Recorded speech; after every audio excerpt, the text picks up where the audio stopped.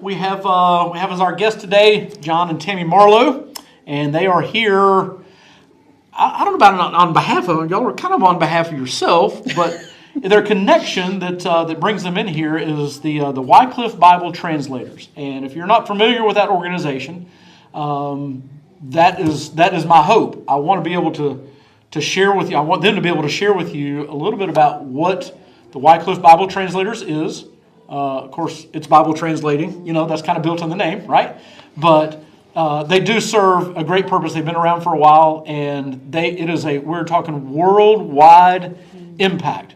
And so I think it's certainly worthy of our time to take and talk with them. They're kind of beginning their journey with them, and we're also going to find out maybe how we can support them in the process of what they're doing. So please stick around for the whole thing. I think we're going to hear some very important stuff here this evening that I believe is going to be very impactful for the kingdom. And so I'm honored to have y'all. Thank y'all for coming and joining with us. So first thing, tell us a little bit about, not Wycliffe, but tell us a little bit about John and Tammy. Tell us a little bit about who you are. All right, well, I'll start. Thank you for having us. Sure. And, we both grew up in Grenada, Mississippi. Did y'all know each other then? There? In school, we knew of each other, but we weren't really friends. No way, get out of here. So anyway, we y'all weren't in the leave same schools at the same time. Right, and she's 2 years behind me, so. Okay. All right, I'm sorry. I'm Go ahead. younger. That's funny. Yeah. See, y'all go away and y'all meet. Anyway, go ahead. Yeah, so, we grew up in Grenada, Mississippi, and I grew up in my younger days in church, and went in my teenage years went astray from that, and about 25 years old, I came back to Christ. Okay. And then soon after that, we met each other. Yeah, and that was sort of fast after that. We Yeah. got engaged and married like within a year and a half. So where did y'all end up meeting? Where? All right, let's go there. Oh no. No, that's okay. I'm not sure if I'm opening a can of worms that we don't need here or what. But So we had a mutual friend. Yeah, we had a mutual friend, and we met. We went to his graduation, and we met each other there, and then we ended up being in the same town, and we started talking to each other that way. Because I had known of him, but I didn't know him. And so, because he grew up a little differently than I did, and I grew up in Grenada, yes, but our schools were separated, like by what grade you were in, and they were all split up, not like here. And so we really weren't same place at the same time. And then I went off to college, and when I was back home, and that's kind of when I met him. I was back home for a time, and then we met each other, and it happened really quickly when we met each other. And so I was shopping for a hoodie, and her and her mom were there. Yeah, that is funny. We traded information. Was it a Waffle House hoodie? Yeah, I want a Waffle House hoodie. Anyway. And so we did that, and we moved away from our town, and then ended up moving back. And I think that was we'd been married a few years, and then we had Dayton, and we started, ironically, we were living in this neighborhood, and I'm like, I don't think that everybody knows each other in this neighborhood. And we made these flyers, because we would walk every day, that had an owl on it. And we handed them out to everybody that lived in the neighborhood, and it said, "Who's your neighbor?" So we basically invited the whole neighborhood over to our house. Yeah. And so much just came from that. Getting to know people, small groups, stuff with church. And our church at that time that we were going to wanted to start a new kids program. And so we kind of jumped on the team with that. We started an Awana at our church. Yeah. That's going on right next door. That's right. That's going on next door. And we really, through everything we were doing with our neighborhood, we were like, we kind of want to get out there to the people that aren't in the church. And we looked at doing the International Mission Board. Okay, from Southern Baptist Convention. And this was before their kind of restructuring, before David Platt. And so before we were doing all the signing up, and before we actually got to go with them, they froze the program. We were going to do a journeyman program, and Now, real quick, the journeyman program, that's the 2-year deal? yes, with a family, yes. And, okay. And they froze all that. And so we're like, well, we need to move because we already told our landlord we were moving. Oh. And My job was coming to an end. Our yeah, lease everything was coming end. to an end. Everything was just coming to an end. And so we were like, okay. He's like, well, what's the Marlow family mission? And I'm like, I don't know. And he's like, well, let's work with street kids and stuff. And so we threw out some names of towns. Savannah came up. He had to find a job. And we came over and visited. He visited some body shops, found a job, packed a backpack, and came to Savannah. Huh. Wow. And And how long ago was this? 2012. Yeah. Okay, so it's not like you grew up here or anything. No. So it was, what, 14 years, I guess? Yeah. Okay. And so we felt like our neighborhood was our ministry for 5 years. We did like backyard VBSs and just different things that we thought the neighborhood needed where we lived. And I joined Sunshine Girls right when we started. I met Heidi. And so I don't know, that's kind of how we got here. Mm-hmm. And then we had to move. And then we've just been working within our church and different outreach things and mission trips that we've been doing. And he went on a mission trip with my sons to JARS. And that's how all this started.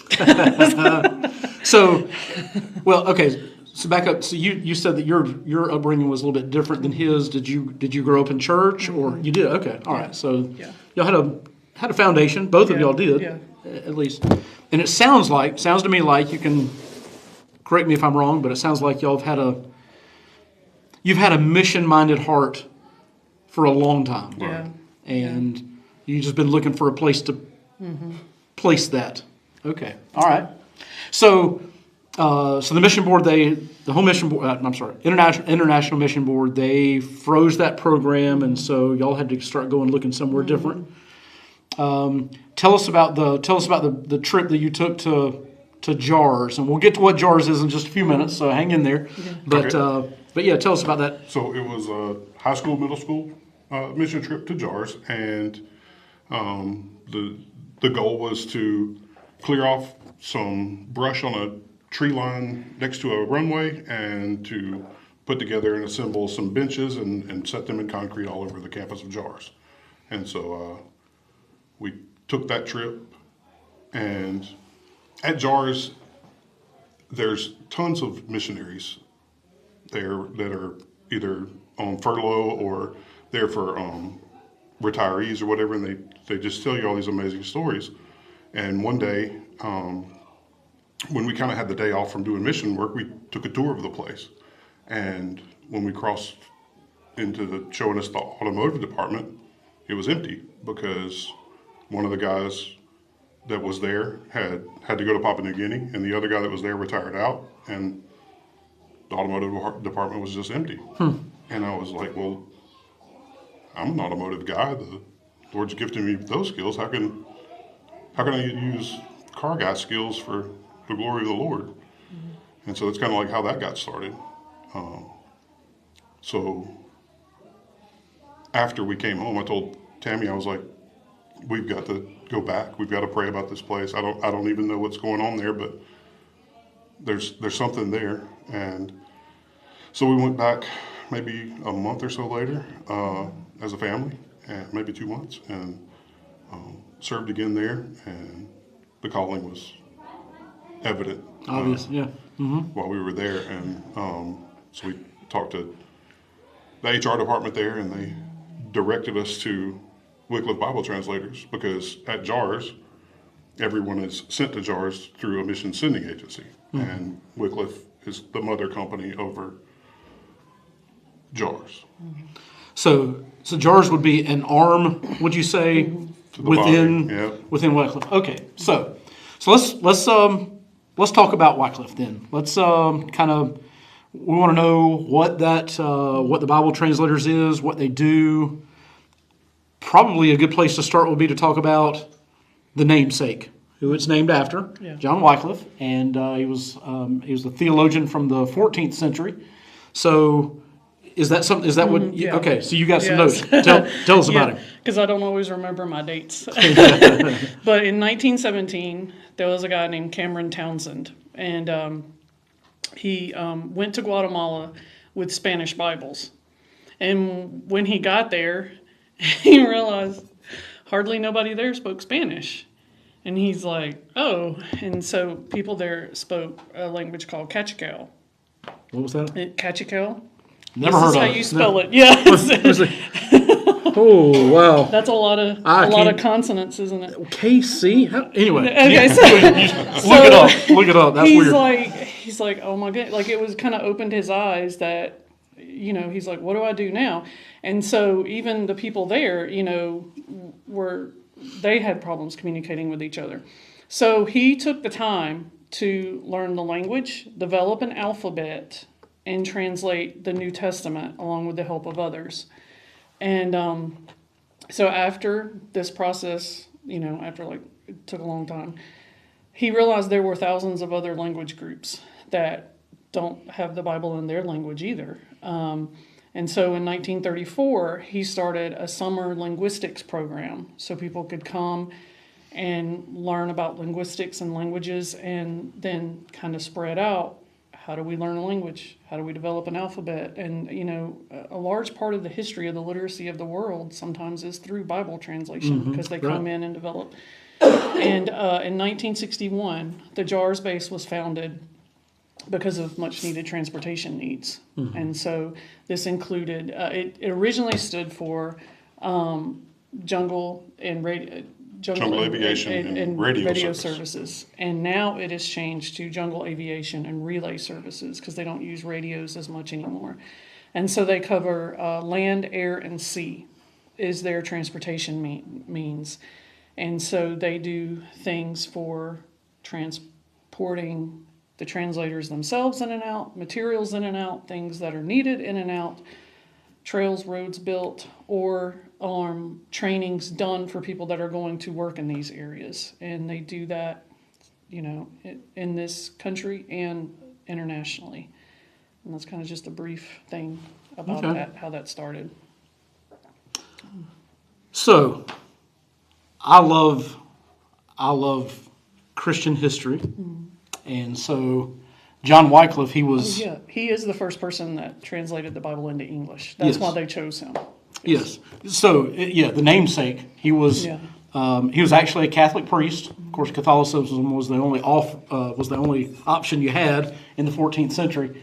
And but he felt like he had a lot of beliefs that he ended up being condemned as a heretic, honestly. But he wasn't. But he believed that the Bible should be translated in the common language so that more than just Catholic priests could read it. And you got to think about how long this took. You're talking over 1,300 years that there was only a select few who could actually read the Bible. We kind of take it for granted, I mean, last I count, I had 43 different Bibles in my office alone on one shelf. And that just wasn't how it was.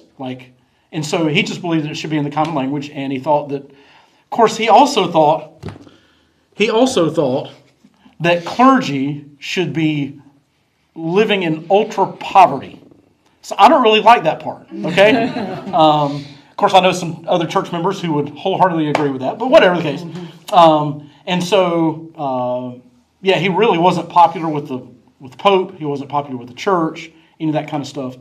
But his followers, the Lollards, they really became quite active in Bible translation and all that, and it really was out of all that we got our first English translation.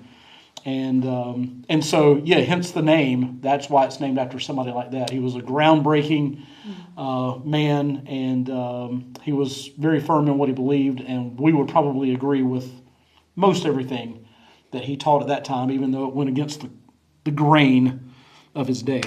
So anyway, now we've got we've come up with a name, and we've got this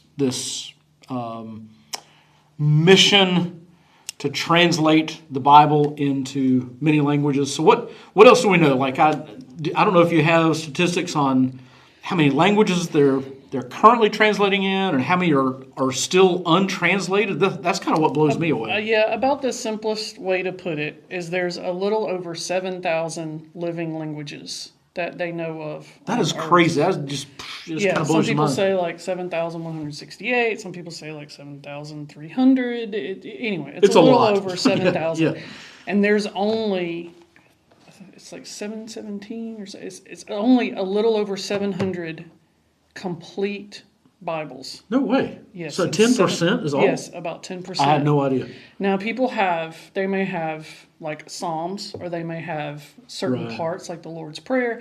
They may have maybe the New Testament Mm-hmm. and some, but yeah, it's only like 10% that has the entire Bible Wow. in their language.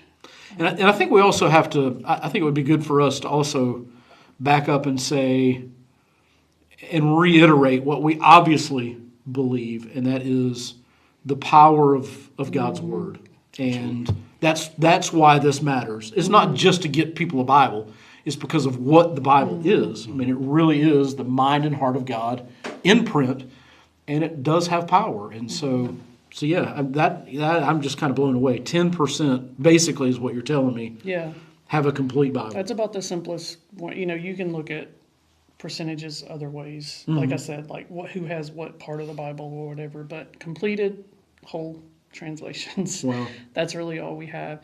And like I brought here, like this is, if you really think about your life, like we live in America, and like this is my Bible, and like you just said it, and like I love my Bible, and mine has like spaces, for you to take notes on, Right. and it has, you have different covers, in America, some have tabs, and some have devotions put in there, and some have letters in red, and some have hardback.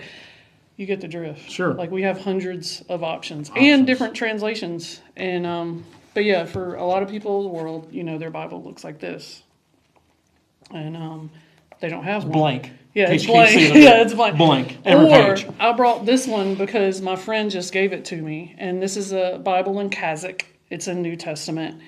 And so she had been to Kazakhstan, and so she brought it to me. She's like, I know, you're doing Bible translation. I wanted you to have it. And I was like, oh, this is awesome. And then she kind of told me the history behind it.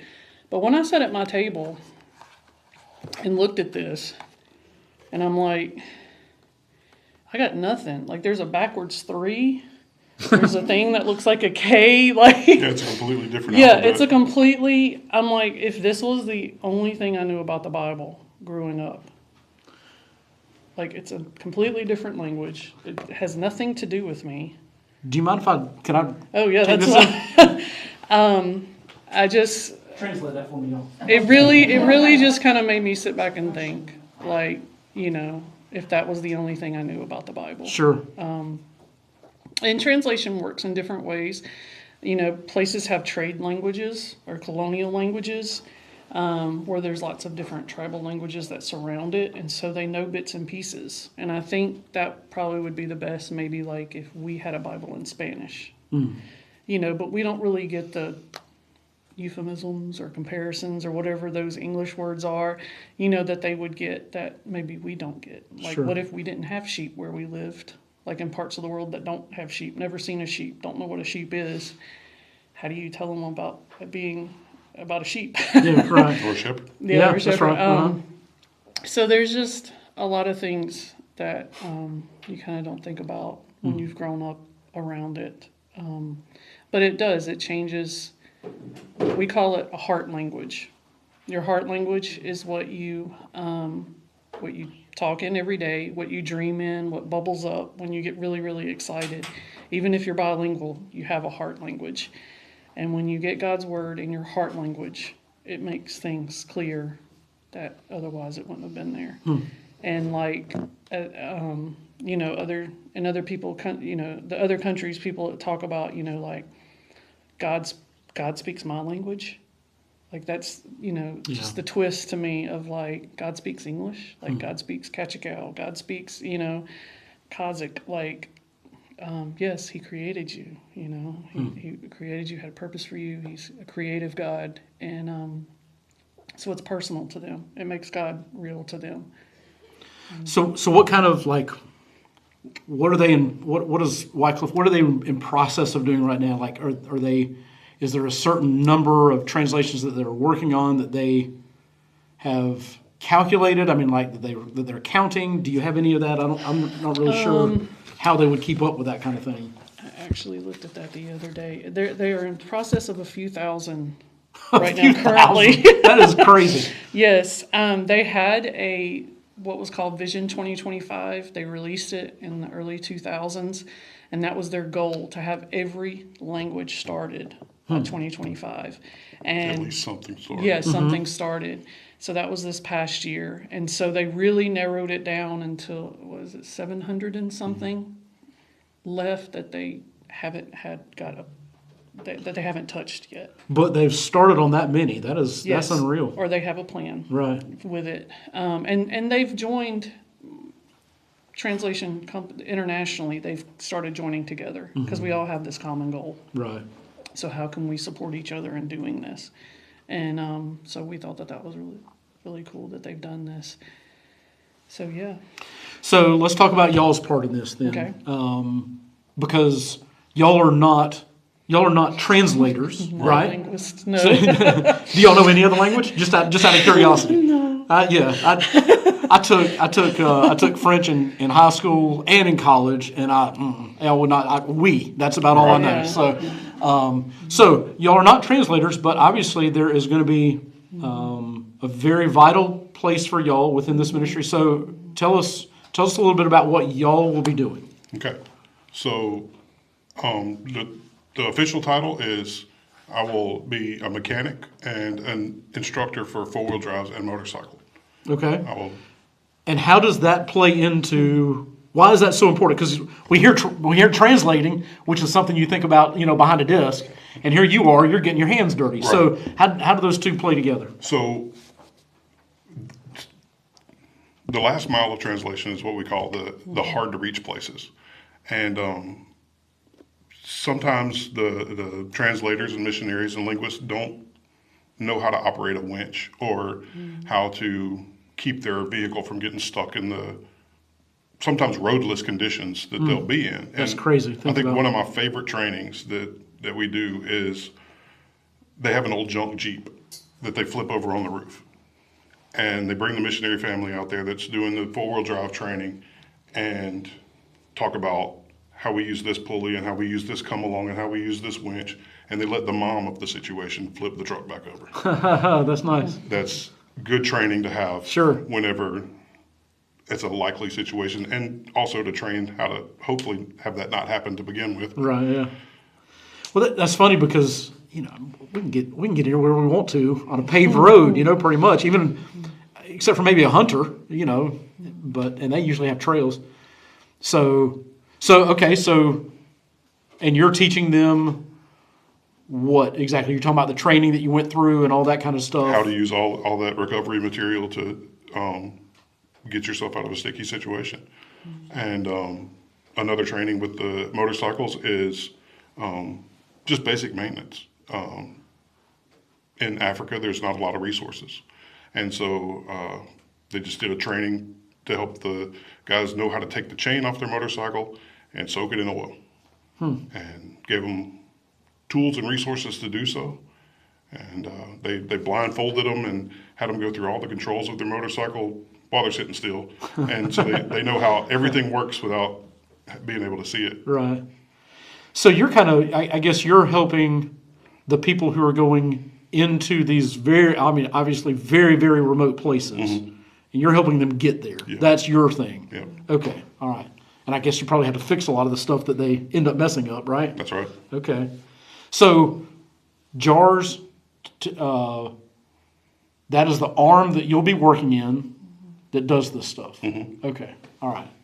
It's kind of hard for me to kind of wrap my brain around all that because I'm not familiar with it. I just know you hear translators and that's all you think about. But they're actually having to get people into very remote places. Very, very remote places. Yeah. And that's just so they can learn the language? Is Yes. that what they're doing? That's what they start with, yes. Okay. All right. And then they start translation process. Okay. So where are y'all in the process? Like y'all are here, y'all are in here right now. So where are y'all in this process of actually getting to where you're planning to be? So we call this our partnership development. Okay. We're basically raising support to go on the mission field full time, and that's what we're doing right now. Okay. And that involves people that partner with us either through prayer, and because that's what we need, You're right. and or they advocate for us, introduce us to other people, other churches, other organizations that might want to be involved, and financial partnerships, because we are responsible for our budget that Wycliffe gives us, that we raise monthly support for. To go full-time on the field, we raise our own financial partnerships to do that. So that's where we are right now. So if you don't want to answer this, do not answer. This is just our conversation, right? Some people happen to be overhearing. So is there a goal that they want you to reach when it comes to the financial part? Yes, Wycliffe sets that goal. Okay, all right. And we have to be 100% to go to be released to full-time. Okay. How do I ask this without? What percent are we at? Yeah. Okay. Yeah. Are y'all getting close to that? I guess maybe that's just a general way to answer where are that. we at? Ask We're that. like 21% of our 100% budget, Okay. All right. and we have 2 years to do so. September is the end of our 2 years as our deadline. So you have till this coming September. Correct. Okay, to finish. Okay. All right. So if let's just say that somebody wants to support in any of these ways, okay? Because you're right, it is bigger than financial, but obviously financial, we all understand the world we live in, okay? And so I don't want you to be, shy about that part of it, because it's just a fact. So in all of these areas, if somebody wanted to support, how could they give you the support that y'all need? We do have a Wycliffe page, and it's like Our personal ministry page Yeah. is www.wycliffe.org/partner/bunch of Marlows. Bunch of Marlow. Because we didn't even talk about that. How many kids do y'all have? we have have 4 4 kids. Four. Yes. Okay, so that's a lot of people. Let's see. Okay, so that is in the comment section right now. Candace has put that on there. And so- we also on Monday nights we send out short emails that we call prayers and praises, that for people to pray for us. It's just a short clip of maybe what happened during the week and our specific prayer request of that week. And one Monday a month we send out a Wycliffe newsletter that talks more about Bible translation updates and stuff, and it tells more about our financial aspect of it.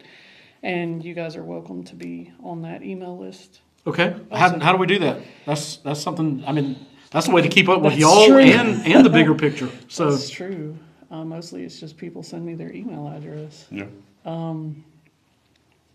okay, You so can send it to Lane. send it to me. That's fine. Do we have what's the email address? We can put that in the comment Okay, section. yeah. Send it to John. John _Marlow Oh my gosh. So, at wycliffe.org. WICLIFFE. Yes. I'm sorry. Yes, I think that would be valuable because, again, you kind of get what's going on with you in particular, specific, but also what you're talking about is we can find out what's going on with the whole ministry. And again, you're talking about worldwide impact in places that probably none of them we'll ever see. We don't even know they exist, much less would be able to see them. So. Okay, so if you're watching online as a recording or live, the website is on there, so you can keep up with that. But also that email address, and if you'll send them an email, just asking to be added to the email list, Yes, that will work. then yeah, you'll be on that email list, and you can get weekly. You send it out every Monday week? nights. Okay, every Monday night, and so most of it will be about them, but then you also get the whole ministry updates. So, anybody have any questions that you'd like to share? I think now would be good. We got plenty of time to do that. If you're watching online, and we do have a few folks who are watching online, if you have any questions, I would encourage you to go ahead and start writing those in. Like, go ahead and start typing it. It'll take you longer to type than it will for those of us in here to talk. And plus, there's a little lag time. So go ahead and any questions you might have, go ahead and put them in here. If you're watching as a recording, it's a crapshoot as to whether or not we might actually see that question. But we'll pass along the question if we possibly can. But if you're watching live, go ahead and start putting that in there. Anybody in the room, do y'all have questions that you'd like to ask? And let me go ahead and tell y'all how this is going to work. If somebody asks that question, I'm going to need to repeat it because the people at home can't hear what they're saying. So, y'all have any questions in here? Where will y'all, when you get your goal, when your goal is realized, where will your home base be?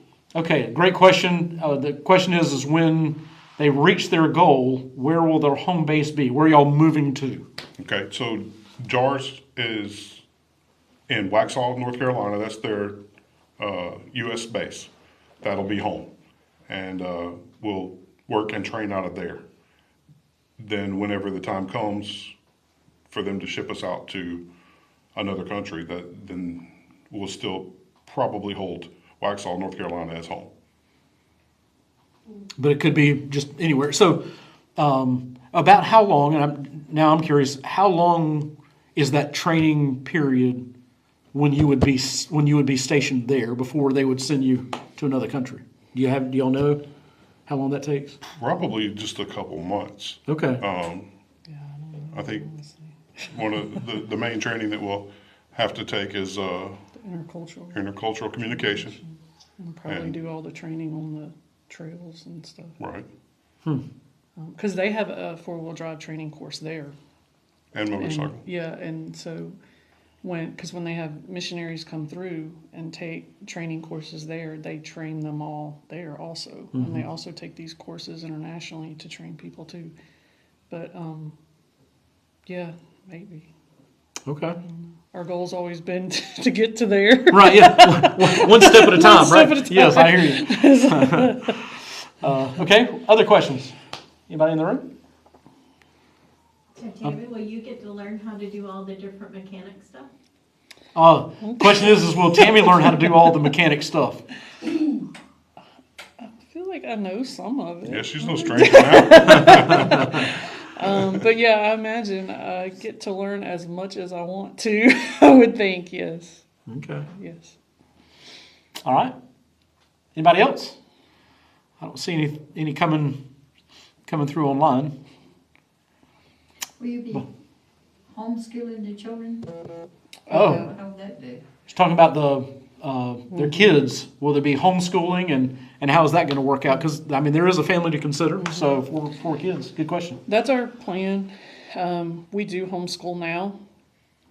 And until we knew that we were going to be somewhere for an extended length of time, I think that's just what we would do. I think it would make it easier that we could just take it wherever we were.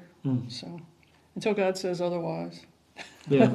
And that's what we're doing. Okay. So, yeah. All right. Yes, ma'am. I don't really have a question, it's a comment.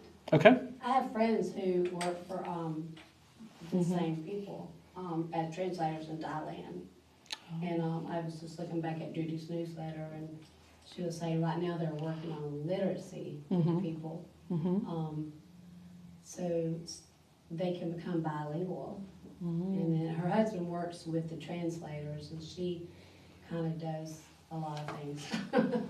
I guess she's working with people now with literacy. So I just find it interesting that you're doing mechanics and they're doing, I always thought the Bible translator was translating the Bible, but you're doing mechanics. And that's pretty interesting. Yeah. So Nancy was just talking about somebody that she knows who's in the translation part of it over in Thailand and all that, and how it works together. And it is kind of funny because you hear about Bible translators and you just don't think about all this other stuff, all the, I hate to say practical, but, the real hands-on stuff that has to be done. They've got to be supported in doing what they're doing, and so it just all works together. Yeah. Just another body. Yes, we all have different gifts and talents that God gave us, and you never know. I mean, everybody likes to eat food, right? So if somebody's good at cooking, they're a blessing. Yeah, right, yeah. So, yeah, that was our big aha moment when he went and saw that he had talents that God needed. And even when they went the first time on that trip, Well, I will also, I'm not trying to yeah, cut you off, but I will say God doesn't need me to do these things. He lets me do these things. Yeah. So.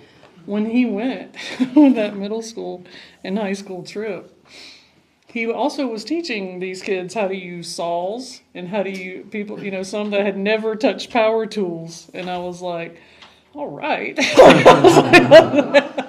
So it was a good trip. Yeah, you never know. But that's how things get built. So you got to try sometimes. So it was really cool to see him do those things. Yeah. So.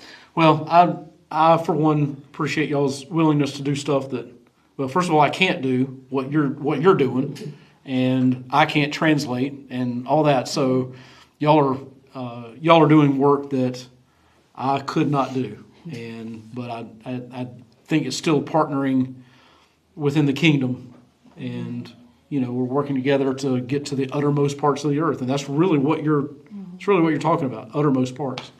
So I appreciate y'all's work, and I appreciate you coming here telling us the story and your story and where you are. And I encourage anybody who's watching any kind of support that you can give, whether it's prayer, financial, any of that kind of stuff, just encouraging them, that kind of stuff. Please get involved, and let's kind of unite together to see this happen. So. Thank you all for your time. Appreciate y'all being here. Let's pray together, and then we'll go. Yes. God, we do thank you for your word, and I think it's kind of easy to take it for granted that we have so many different English translations, and it's kind of hard to fathom a world where that did not exist, and yet we have heard tonight that there was a particular person at a particular time in history that had to have that on their heart, and it's made a difference in our lives. And Lord, we just believe that the Bible is your word, and that it is powerful, that it is effective, that it is inspired by you, that it is your heart, mind, and print. And so, God, we want other people to get that also. And there are a lot of folks who don't have what we have. And so I thank you for this ministry that it works worldwide, and their vision to impact the world and impact eternity by doing something that just seems to be so simple, just putting it in people's language. But obviously we know that there's a lot to that. And then, Lord, I thank you for John and Tammy and their willingness to follow you wherever you lead, and their willingness to lay aside what they know and what might be comfortable here, to go into something that is unknown, so that they can be a part of making that happen in very real and practical ways. And I pray your blessings upon them, that you would meet their every need, and that you would do it in a way that they would see that you are paving the way for them. And so just prepare them in ways that they don't even realize they're being prepared, and just use them in miraculous ways. And may they feel a sense of peace and purpose in following your will for them. And Lord, I pray for anybody else who might be listening as they hear their story, as they hear the different needs that are out there, that if there's anybody who's being called, maybe there's somebody else being called to ministry right now, being called to missions right now, and it might be through Wycliffe, it might be through some other venue, that they would surrender to your calling and find their place within the kingdom, and may use them as well. Thank you for our time together tonight. We're in this venue where we can discuss these things, and now as we go our separate ways, use us where we are. Use us to be a missionary in our neighborhood, at the grocery store, at the restaurant, any place we go. Use us for your purposes. In Jesus' name, amen. Amen. All right. Thank you all. Appreciate y'all being here. Next week we do not have the podcast because we are going to be, it's Holy Week, and we're going to have our Maundy Thursday service on Thursday. I guess we hadn't really talked about putting that. We did the Ash Wednesday service online. I guess we could. I don't know, it's going to be mostly eating. So anyway, we're not going to have our podcast next week, It'll be eating and communion. But do come and be with us for that next Thursday, if you will. But we won't have our podcast next Wednesday. Just as a programming note, we'll be back in 2 weeks. All right. Thank y'all for joining with us.